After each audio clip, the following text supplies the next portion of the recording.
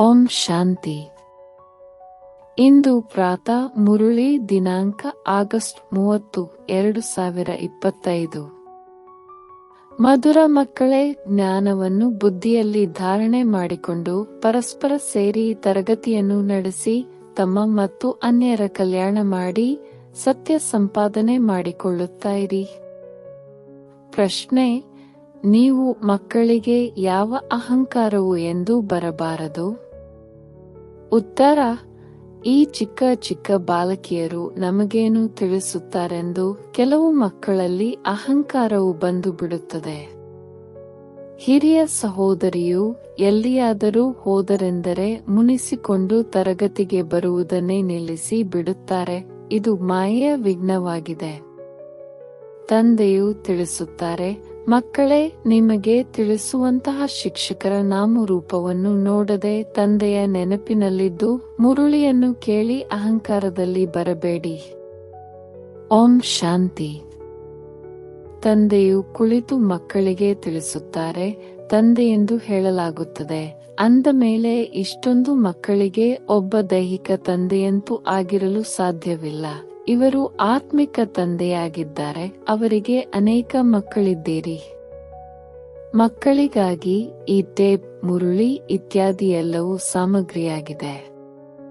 ಮಕ್ಕಳಿಗೆ ತಿಳಿದಿದೆ, ನಾವೀಗ ಪುರುಷೋತ್ತಮರಾಗಲು ಸಂಗಮಯುಗದಲ್ಲಿ ಕುಳಿತಿದ್ದೇವೆ. ಇದು ಸಹ ಖುಷಿಯ ಮಾತಾಗಿದೆ. ತಂದೆಯೇ ಪುರುಷೋತ್ತಮರನ್ನಾಗಿ ಮಾಡುತ್ತಾರೆ. ಈ ಲಕ್ಷ್ಮೀನಾರಾಯಣರು ಪುರುಷೋತ್ತಮರಲ್ಲವೇ? ಈ ಸೃಷ್ಟಿಯಲ್ಲಿಯೇ ಉತ್ತಮ ಪುರುಷರು, ಮಧ್ಯಮ ಮತ್ತು ಕನಿಷ್ಠರಿರುತ್ತಾರೆ. ಆದಿಯಲ್ಲಿ ಉತ್ತಮರು, ಮಧ್ಯದಲ್ಲಿ ಮಧ್ಯಮರು, ಅಂತ್ಯದಲ್ಲಿ ಕನಿಷ್ಠರಿರುತ್ತಾರೆ. ಹೇಗೆ ಪ್ರತಿಯೊಂದು ವಸ್ತು ಮೊದಲು ಹೊಸದು ಉತ್ತಮವಾಗಿರುತ್ತದೆ, ನಂತರ ಮಧ್ಯಮ, ಕೊನೆಯಲ್ಲಿ ಕನಿಷ್ಠ ಅರ್ಥಾತ್ ಹಳೆಯದಾಗುತ್ತದೆ. ಪ್ರಪಂಚದ ಸ್ಥಿತಿಯೂ ಹಾಗೆಯೇ. ಅಂದಾಗ ಯಾವ ಯಾವ ಮಾತುಗಳ ಮೇಲೆ ಮನುಷ್ಯರಿಗೆ ಸಂಶಯ ಬರುತ್ತದೆಯೋ ಅದರ ಮೇಲೆ ತಿಳಿಸಬೇಕಾಗಿದೆ. ಬಹುತೇಕವಾಗಿ ಬ್ರಹ್ಮನ ಬಗ್ಗೆಯೇ ಕೇಳುತ್ತಾರೆ, ಇವರನ್ನು ಏಕೆ ಕೂರಿಸಿದ್ದೀರಿ? ಆಗ ಅವರನ್ನು ಕಲ್ಪವೃಕ್ಷದ ಚಿತ್ರದ ಮುಂದೆ ಕರೆ ತರಬೇಕು. ನೋಡಿ, ಕೆಳಗೆ ತಪಸ್ಸು ಮಾಡುತ್ತಿದ್ದಾರೆ ಮತ್ತು ಮೇಲೆ ಅಂತ್ಯದಲ್ಲಿ ಬಹಳ ಜನ್ಮಗಳ ಅಂತಿಮದಲ್ಲಿ ನಿಂತಿದ್ದಾರೆ. ತಂದೆಯು ತಿಳಿಸುತ್ತಾರೆ, ನಾನು ಇವರಲ್ಲಿ ಪ್ರವೇಶ ಮಾಡುತ್ತೇನೆ. ಈ ಮಾತುಗಳನ್ನು ತಿಳಿಸುವವರು ಬಹಳ ಬುದ್ಧಿವಂತರು ಬೇಕು. ಒಂದು ವೇಳೆ ಒಬ್ಬರು ಮಂದಬುದ್ಧಿಯವರಿರುತ್ತಾರೆಂದರೆ ಅವರಿಂದ ಎಲ್ಲಾ ಬಿಕೆಗಳ ಹೆಸರು ಹಾಳಾಗುತ್ತದೆ. ಪೂರ್ಣ ತಿಳಿಸಲು ಬರುವುದಿಲ್ಲ. ಬಲೆ ಎಲ್ಲರೂ ಅಂತಿಮದಲ್ಲಿಯೇ ಸಂಪೂರ್ಣ ತೇರ್ಗಡೆಯಾಗುತ್ತಾರೆ. ಈ ಸಮಯದಲ್ಲಿ 16 ಕಲಾ ಸಂಪೂರ್ಣರಾಗಲು ಸಾಧ್ಯವಿಲ್ಲ. ಆದರೆ ತಿಳಿಸಿಕೊಡುವುದರಲ್ಲಿ ಅವಶ್ಯವಾಗಿ ನಂಬರ್ವಾರ್ ಇರುತ್ತಾರೆ. ಪರಮಪಿತ ಪರಮಾತ್ಮನೊಂದಿಗೆ ಪ್ರೀತಿಯಿಲ್ಲವೆಂದರೆ ವಿಪರೀತ ಬುದ್ಧಿಯವರಾದರಲ್ಲವೇ? ಇದರ ಮೇಲೆ ನೀವು ತಿಳಿಸಿಕೊಡಿ. ಯಾರು ಪ್ರೀತಿ ಬುದ್ಧಿಯವರಾಗಿದ್ದಾರೆಯೋ ಅವರದು ವಿಜಯಂತಿ, ವಿಪರೀತ ಬುದ್ಧಿಯವರದು ವಿನಾಶಂತಿ. ಈ ಮಾತಿಗೆ ಕೆಲವರು ಕೋಪ ಮಾಡಿಕೊಳ್ಳುತ್ತಾರೆ ಮತ್ತು ಏನಾದರೊಂದು ನಿಂದನೆ ಹಾಕುತ್ತಾರೆ. ಜಗಳ ಕಾಯುವುದರಲ್ಲಿಯೂ ನಿಧಾನಿಸುವುದಿಲ್ಲ. ಯಾರೇನು ತಾನೇ ಮಾಡಲು ಸಾಧ್ಯ? ಕೆಲವೊಮ್ಮೆ ಚಿತ್ರಗಳಿಗೆ ಬೆಂಕಿ ಹಾಕುವುದರಲ್ಲಿಯೂ ತಡ ಮಾಡುವುದಿಲ್ಲ. ತಂದೆಯು ಸಲಹೆಯನ್ನು ಕೊಡುತ್ತಾರೆ, ಈ ಚಿತ್ರಗಳನ್ನು ಇನ್ಶೂರ್ ಮಾಡಿಸಿ. ಮಕ್ಕಳ ಸ್ಥಿತಿಯು ತಂದೆಗೂ ಗೊತ್ತಿದೆ. ವಿಕಾರಿ ದೃಷ್ಟಿಯ ಬಗ್ಗೆಯೂ ತಂದೆಯು ನಿತ್ಯವೂ ತಿಳಿಸುತ್ತಿರುತ್ತಾರೆ. ಬಾಬಾ ತಾವು ವಿಕಾರಿ ದೃಷ್ಟಿಯ ಬಗ್ಗೆ ತಿಳಿಸಿದ್ದೀರಿ ಎಂದು ಬರೆಯುತ್ತಾರೆ. ಇದು ತಮೋಪ್ರಧಾನ ಪ್ರಪಂಚವಲ್ಲವೇ? ದಿನ ಪ್ರತಿದಿನ ತಮೋಪ್ರಧಾನವಾಗುತ್ತಲೇ ಹೋಗುತ್ತಾರೆ. ಅವರಂತೂ ತಿಳಿಯುತ್ತಾರೆ, ಕಲಿಯುಗವು ಇನ್ನೂ ಮೊಣಕಾಲುಗಳ ಬಲದಿಂದ ನಡೆಯುತ್ತಿದೆ. ಅಜ್ಞಾನ ನಿದ್ರೆಯಲ್ಲಿ ಮಲಗಿ ಬಿಟ್ಟಿದ್ದಾರೆ. ಕೆಲವೊಮ್ಮೆ ಇದನ್ನು ಹೇಳುತ್ತಾರೆ, ಇದು ಮಹಾಭಾರತದ ಯುದ್ಧದ ಸಮಯವಾಗಿದೆ.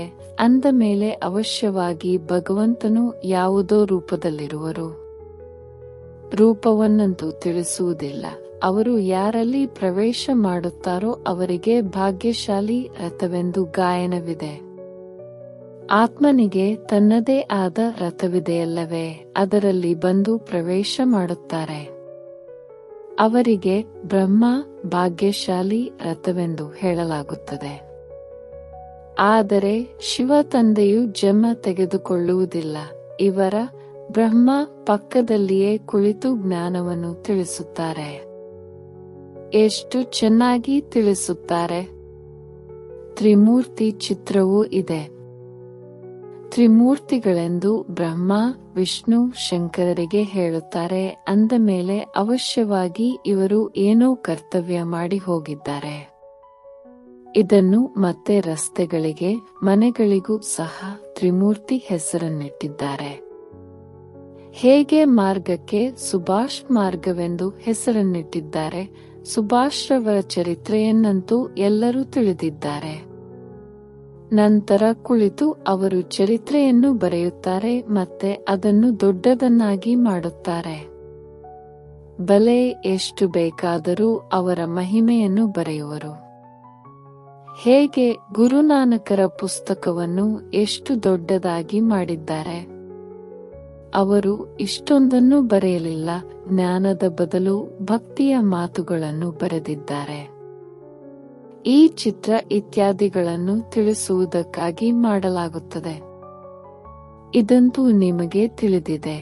ಈ ಕಣ್ಣುಗಳಿಗೆ ಏನೆಲ್ಲವೂ ಕಾಣುತ್ತಿದೆಯೋ ಇದೆಲ್ಲವೂ ಭಸ್ಮವಾಗಲಿದೆ. ಬಾಕಿ ಆತ್ಮವು ಇಲ್ಲಿರಲು ಸಾಧ್ಯವಿಲ್ಲ, ಅವಶ್ಯವಾಗಿ ಮನೆಗೆ ಹೋಗುವುದು. ಇಂತಹ ಮಾತುಗಳು ಎಲ್ಲರ ಬುದ್ಧಿಯಲ್ಲಿಯೂ ಕುಳಿತುಕೊಳ್ಳುವುದಿಲ್ಲ. ಒಂದು ವೇಳೆ ಧಾರಣೆಯಾಗುತ್ತಿದ್ದರೆ ತರಗತಿಯನ್ನು ಏಕೆ ನಡೆಸುವುದಿಲ್ಲ?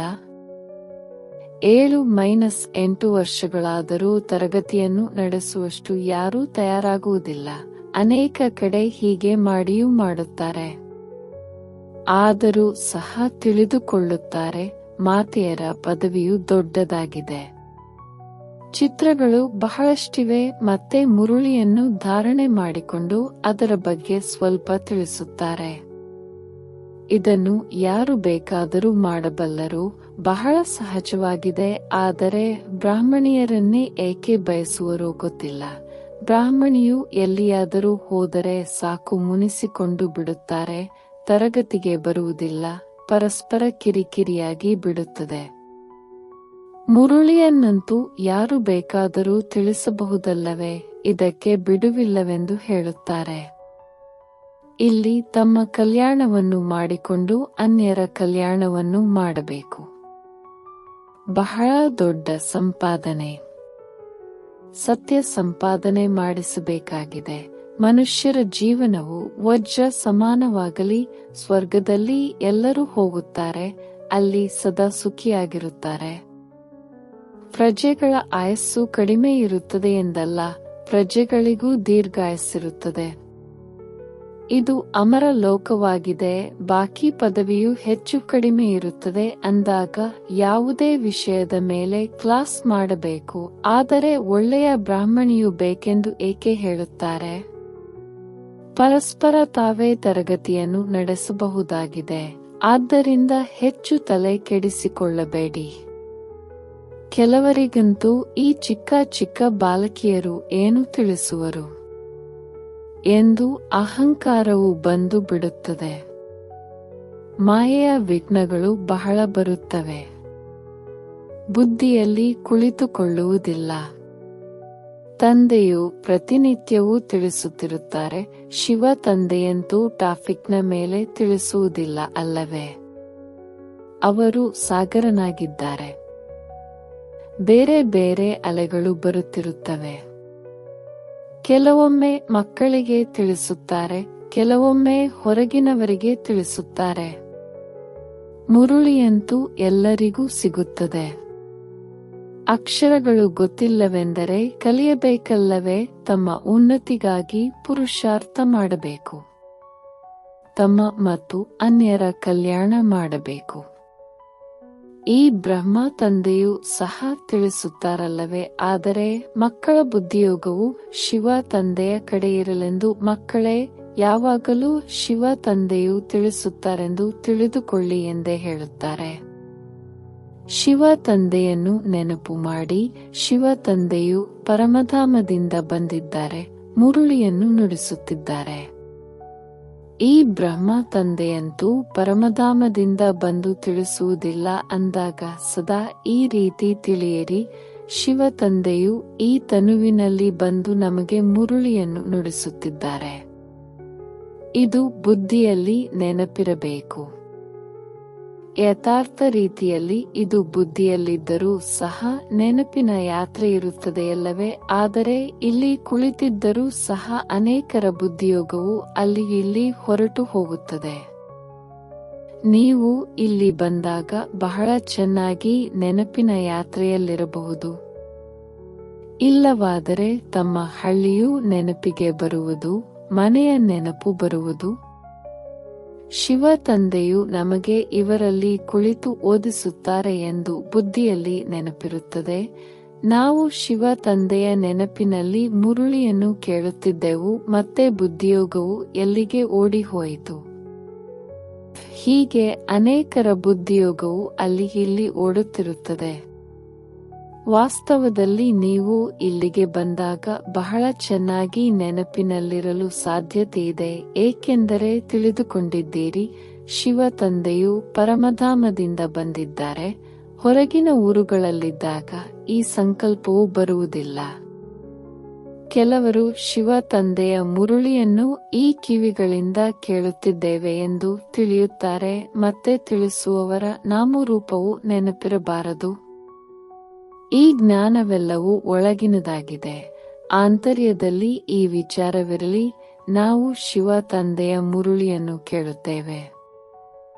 ಇಂತಹ ಸಹೋದರಿಯು ನಮಗೆ ತಿಳಿಸುತ್ತಿದ್ದಾರೆ ಎಂಬುದನ್ನು ಮರೆಯಬೇಕು. ಶಿವ ತಂದೆಯ ಮುರುಳಿಯನ್ನು ಕೇಳುತ್ತಿದ್ದೇವೆ. ಇವು ಸಹ ನೆನಪಿನಲ್ಲಿರುವ ಯುಕ್ತಿಗಳಾಗಿವೆ. ಎಷ್ಟು ಸಮಯ ನಾವು ಮುರುಳಿಯನ್ನು ಕೇಳುತ್ತೇವೋ ಅಷ್ಟು ಸಮಯ ನೆನಪಿನಲ್ಲಿದ್ದೇವೆಂದಲ್ಲ.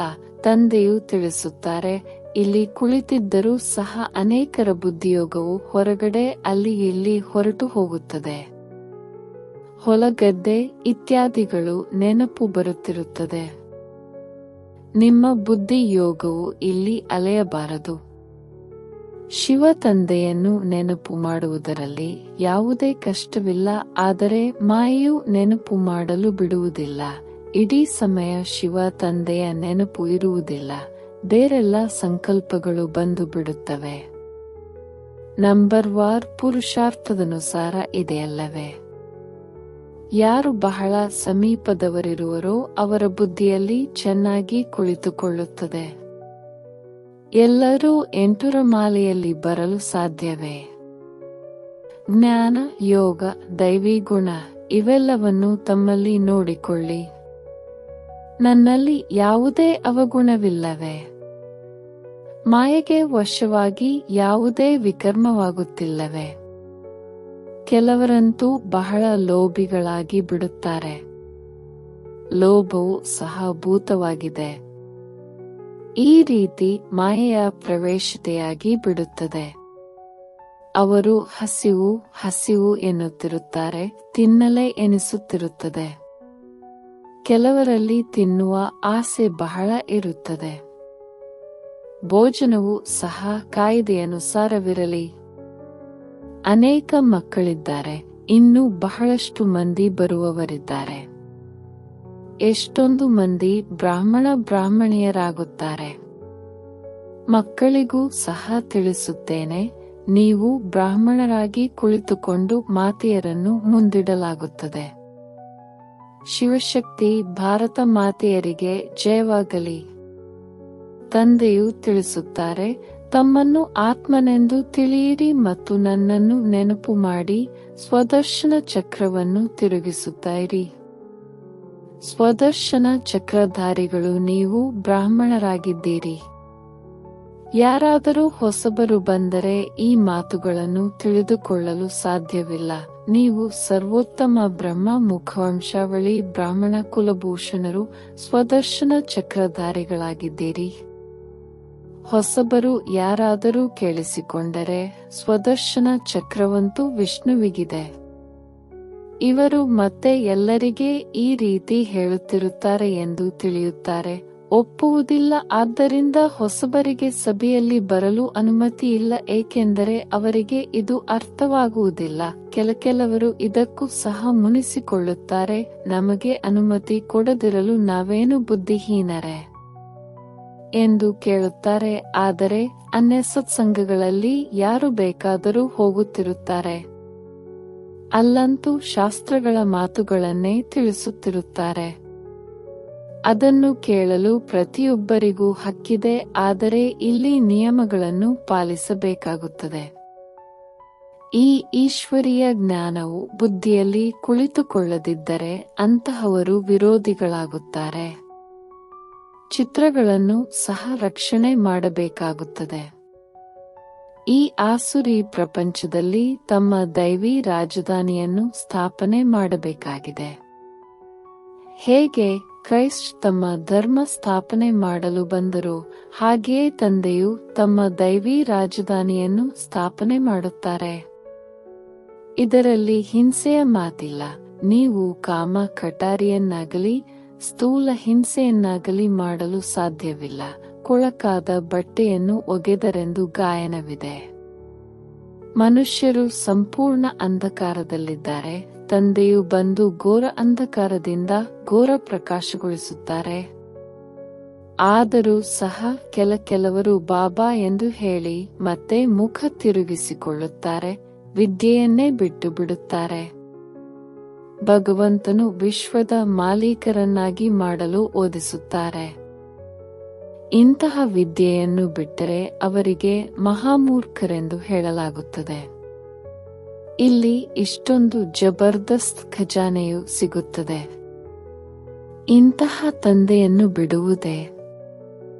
ಒಂದು ಗೀತೆಯೂ ಇದೆ, ತಾವು ಪ್ರೀತಿಯನ್ನಾದರೂ ಮಾಡಿ ಇಲ್ಲವೇ ತಿರಸ್ಕರಿಸಿ, ಆದರೆ ನಾವು ತಮ್ಮ ದರೆಯನ್ನು ಬಿಟ್ಟು ಹೋಗುವುದಿಲ್ಲ. ತಂದೆಯು ಬೇಹದ್ದಿನ ರಾಜ್ಯಭಾಗ್ಯವನ್ನು ಕೊಡಲು ಬಂದಿದ್ದಾರೆ. ಇಲ್ಲಿ ಬಿಡುವ ಮಾತೇ ಇಲ್ಲ. ಒಳ್ಳೆಯ ಲಕ್ಷಣಗಳನ್ನು ಧಾರಣೆ ಮಾಡಿಕೊಳ್ಳಬೇಕಾಗಿದೆ. ಇವರು ನಮಗೆ ಬಹಳ ತೊಂದರೆ ಕೊಡುತ್ತಾರೆಂದರೆ ಸ್ತ್ರೀಯರು ದೂರು ಕೊಡುತ್ತಾರೆ. ಇತ್ತೀಚೆಗಂತೂ ಮನುಷ್ಯರು ಬಹಳ ಕೆಟ್ಟು ಹೋಗಿದ್ದಾರೆ. ಆದ್ದರಿಂದ ತಮ್ಮನ್ನು ರಕ್ಷಿಸಿಕೊಳ್ಳಬೇಕು. ಸಹೋದರರು ಸಹೋದರಿಯರ ರಕ್ಷಣೆ ಮಾಡಬೇಕಾಗಿದೆ. ನಾವಾತ್ಮಗಳು ಎಂತಹದ್ದೇ ಪರಿಸ್ಥಿತಿಯಲ್ಲಿ ತಂದೆಯಿಂದ ಆಸ್ತಿಯನ್ನು ಅವಶ್ಯವಾಗಿ ತೆಗೆದುಕೊಳ್ಳಬೇಕಾಗಿದೆ. ತಂದೆಯನ್ನು ಬಿಡುವುದರಿಂದ ಆಸ್ತಿಯು ಸಮಾಪ್ತಿಯಾಗುತ್ತದೆ. ನಿಶ್ಚಯ ಬುದ್ಧಿ ವಿಜಯಂತಿ, ಸಂಶಯ ಬುದ್ಧಿ ವಿನಶ್ಯಂತಿ, ಮತ್ತೆ ಪದವಿಯು ಕಡಿಮೆಯಾಗಿ ಬಿಡುತ್ತದೆ. ಜ್ಞಾನವನ್ನು ಜ್ಞಾನ ಸಾಗರ ತಂದೆಯೊಬ್ಬರೇ ಕೊಡಲು ಸಾಧ್ಯ. ಭಲೆ ಯಾರೆಷ್ಟಾದರೂ ತಮ್ಮನ್ನು ಜ್ಞಾನಿಗಳೆಂದು ತಿಳಿದುಕೊಳ್ಳಲಿ, ಆದರೆ ತಂದೆಯು ತಿಳಿಸುತ್ತಾರೆ, ಎಲ್ಲರ ಬಳಿ ಶಾಸ್ತ್ರಗಳು ಮತ್ತು ಭಕ್ತಿಯ ಜ್ಞಾನವಿದೆ. ಯಾವುದಕ್ಕೆ ಸತ್ಯ ಜ್ಞಾನವೆಂದು ಹೇಳಲಾಗುತ್ತದೆ ಎಂಬುದನ್ನು ಸಹ ಮನುಷ್ಯರು ತಿಳಿದುಕೊಂಡಿಲ್ಲ. ಒಳ್ಳೆಯದು. ಮಧುರಾತಿ ಮಧುರ ಅಗಲಿ ಹೋಗಿ ಮರಳಿ ಸಿಕ್ಕಿರುವ ಮಕ್ಕಳ ಪ್ರತಿ ಮಾತಾಪಿತಾ ಬಾಪ್ದಾದರವರ ನೆನಪು, ಪ್ರೀತಿ ಹಾಗೂ ಸುಪ್ರಭಾತ. ಆತ್ಮಿಕ ಮಕ್ಕಳಿಗೆ ಆತ್ಮಿಕ ತಂದೆಯ ನಮಸ್ತೆ. ಧಾರಣೆಗಾಗಿ ಮುಖ್ಯ ಸಾರ. ಗಮನವಿರಲಿ, ಮುರುಳಿ ಕೇಳುವ ಸಮಯದಲ್ಲಿ ಬುದ್ಧಿಯೋಗವು ಹೊರಗಡೆ ಅಲೆಯುತ್ತಿಲ್ಲವೇ? ಸದಾ ಸ್ಮೃತಿ ಇರಲಿ, ನಾವು ಶಿವ ತಂದೆಯ ಮಹಾವಾಕ್ಯಗಳನ್ನು ಕೇಳುತ್ತಿದ್ದೇವೆ. ಇದು ಸಹ ನೆನಪಿನ ಯಾತ್ರೆಯಾಗಿದೆ. ತಮ್ಮನ್ನು ತಾವು ನೋಡಿಕೊಳ್ಳಿ, ನನ್ನಲ್ಲಿ ಜ್ಞಾನ, ಯೋಗ ಮತ್ತು ದೈವಿ ಗುಣಗಳಿವೆಯೇ? ಲೋಭದ ಭೂತವಿಲ್ಲವೇ? ಮಾಯೆಗೆ ವಶವಾಗಿ ಯಾವುದೇ ವಿಕರ್ಮವಂತೂ ಆಗುತ್ತಿಲ್ಲವೇ? ವರದಾನ: ನಿಮಿತ್ತ ಭಾವದ ಸ್ಮೃತಿಯಿಂದ ಹಲ್ಚಲ್ ಅನ್ನು ಸಮಾಪ್ತಿ ಮಾಡುವಂತಹ ಸದಾ ಅಚಲ ಹಡೋಲ ಭವ. ನಿಮಿತ್ತ ಭಾವದಿಂದ ಅನೇಕ ಪ್ರಕಾರದ ನಾನು ಎನ್ನುವುದು, ನನ್ನದು ಎನ್ನುವುದು ಸಹಜವಾಗಿ ಸಮಾಪ್ತಿಯಾಗಿ ಬಿಡುವುದು. ಈ ಸ್ಮೃತಿ ಸರ್ವ ಪ್ರಕಾರದ ಹಲ್ಚಲ್ನಿಂದ ಬಿಡಿಸಿಕೊಂಡು ಅಚಲ ಹಡೋಲ ಸ್ಥಿತಿಯ ಅನುಭವ ಮಾಡಿಸುತ್ತದೆ. ಸೇವೆಯಲ್ಲಿಯೂ ಸಹ ಪರಿಶ್ರಮ ಪಡುವ ಅಗತ್ಯವಿಲ್ಲ, ಏಕೆಂದರೆ ನಿಮಿತ್ತರಾಗುವಂತಹವರ ಬುದ್ಧಿಯಲ್ಲಿ ಸದಾ ನೆನಪಿರುತ್ತದೆ, ಏನು ಕರ್ಮ ನಾನು ಮಾಡುತ್ತೇನೆ, ನನ್ನನ್ನು ನೋಡಿ ಎಲ್ಲರೂ ಮಾಡುತ್ತಾರೆ. ಸೇವೆಗೆ ನಿಮಿತ್ತರಾಗುವುದು ಅರ್ಥಾತ್ ಸ್ಟೇಜ್ ಮೇಲೆ ಬರುವುದು. ಸ್ಟೇಜ್ನ ಕಡೆ ಸ್ವತಃವಾಗಿ ಎಲ್ಲರ ದೃಷ್ಟಿ ಹೋಗುತ್ತದೆ. ಆದ್ದರಿಂದ ಈ ಸ್ಮೃತಿಯು ಸಹ ಸುರಕ್ಷತೆಗೆ ಸಾಧನವಾಗಿ ಬಿಡುವುದು. ಸ್ಲೋಗನ್: ಸರ್ವ ಮಾತುಗಳಿಂದ ನ್ಯಾರ ಆಗಿ ಆಗ ಪರಮಾತ್ಮ ತಂದೆಯ ಆಶ್ರಯದ ಅನುಭವವಾಗುವುದು. ಅವ್ಯಕ್ತ ಸೂಚನೆ: ಸಹಜಯೋಗಿ ಆಗಬೇಕೆಂದರೆ ಪರಮಾತ್ಮನ ಪ್ರೀತಿಯ ಅನುಭವಿಯಾಗಿರಿ. ವರ್ತಮಾನ ಸಮಯ ಅಲೆದಾಡುತ್ತಿರುವ ಆತ್ಮಗಳಿಗೆ ಒಂದು ಶಾಂತಿ ಬೇಕಾಗಿದೆ, ಮತ್ತೊಂದು ಆತ್ಮಿಕ ಸ್ನೇಹ ಬೇಕಾಗಿದೆ. ಪ್ರೇಮ ಮತ್ತು ಶಾಂತಿಯ ಎಲ್ಲಾ ಸ್ಥಳದಲ್ಲಿ ಅಭಾವವಿದೆ. ಅದಕ್ಕೆ ಏನೇ ಪ್ರೋಗ್ರಾಂ ಮಾಡುತ್ತೀರೆಂದರೆ ಅದರಲ್ಲಿ ಮೊದಲು ತಂದೆಯ ಸಂಬಂಧದ ಸ್ನೇಹದ ಮಹಿಮೆ ಮಾಡಿ ಮತ್ತು ಅದರ ಪ್ರೀತಿಯಿಂದ ಆತ್ಮರ ಸಂಬಂಧ ಜೋಡಿಸಿದ ನಂತರ ಶಾಂತಿಯ ಅನುಭವ ಮಾಡಿಸಿರಿ. ಪ್ರೇಮ ಸ್ವರೂಪ ಮತ್ತು ಶಾಂತಿ ಸ್ವರೂಪ ಎರಡರ ಬ್ಯಾಲೆನ್ಸ್ ಇರಲಿ. ಓಂ ಶಾಂತಿ. ನಿಮಗೆ ಇಷ್ಟವಾದರೆ ದಯವಿಟ್ಟು ಚಾನೆಲ್ ಸಬ್ಸ್ಕ್ರೈಬ್ ಮಾಡಿ. ಓಂ ಶಾಂತಿ.